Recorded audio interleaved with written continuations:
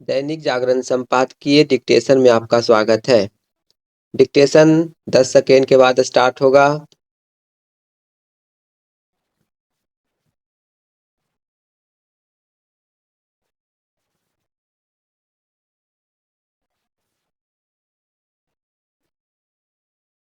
Start.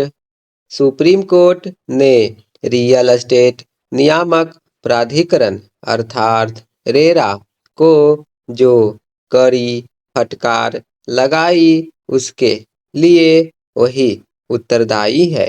इस प्राधिकरण का गठन जिन उम्मीदों के साथ किया गया था वह उन पर खरा नहीं उतर पा रहा है। रेरा की लचर कार्यप्रणाली के चलते न जाने कितने लोग अदालतों का दरवाजा खटखटाने के लिए बाध्य होते हैं और सब जानते हैं कि वहां से न्याय मिलने में समय लगता है। रेरा की निराशाजनक कार्यप्रणाली को इससे समझा जा सकता है कि सुप्रीम कोर्ट को यह कहना पड़ा कि उसे बंद करना ही बेहतर है। उसने यह कठोर टिप्पणी भी की कि वह दिवालिया बिल्डरों को राहत देने के अलावा और कुछ नहीं कर रहा है। इसका सीधा मतलब है कि वह फ्लैट खरीदारों के हितों की रक्षा करने के स्थान पर उन बिल्डरों की पक्षधरता करता है जिन पर उसे निगाह रखनी चाहिए ताकि वे अपने प्रोजेक्ट समय पर पूरा करें और उनमें मनमाने तरीके से बदलाव न कर सके।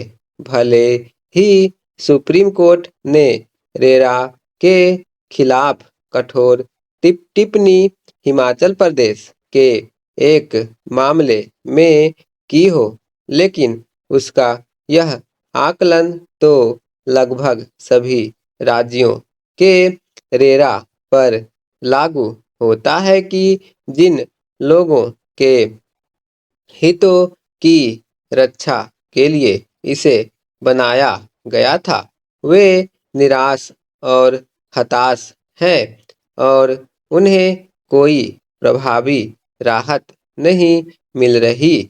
संभवतः इसीलिए उसने यहाँ तक कहा कि यदि इस संस्था को समाप्त भी कर दिया जाए तो उसे कोई आपत्ति नहीं होगी।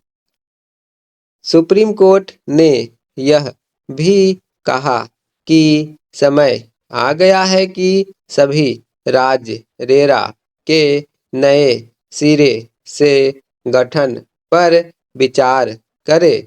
इसमें संदेह है कि उसकी ओर से स्पष्ट निर्देश के बिना ऐसा हो सकेगा।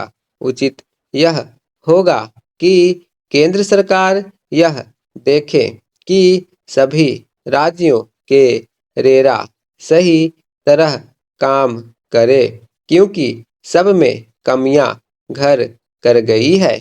कई मामलों में यह देखने में आया है कि रेरा ने उन बिल्डरों का बचाव किया जो फ्लैट खरीदारों से साफ तौर पर वादाखिलाफी कर रहे थे।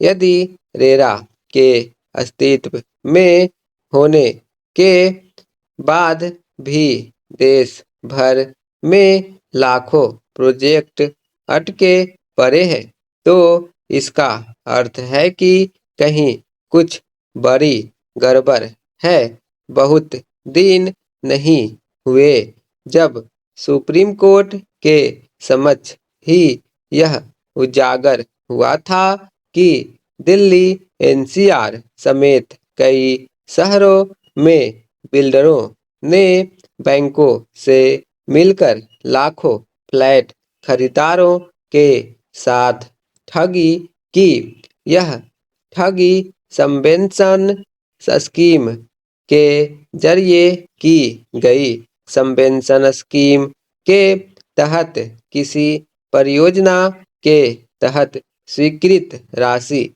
सीधे बिल्डरों के खातों में भेजी जाती है। उन्हें घर खरीदारों को फ्लैट सौंपने तक ईएमआई का भुगतान करना होता है। लेकिन कई मामलों में बिल्डरों ने फ्लैट तैयार किए बिना ईएमआई का भुगतान बंद कर दिया। इस पर बैंक फ्लैट खरीदारों से शेष ईएमआई की मांग करने लगे। इसे अन्याय और अंधेर के अलावा और कुछ नहीं कहा जा सकता।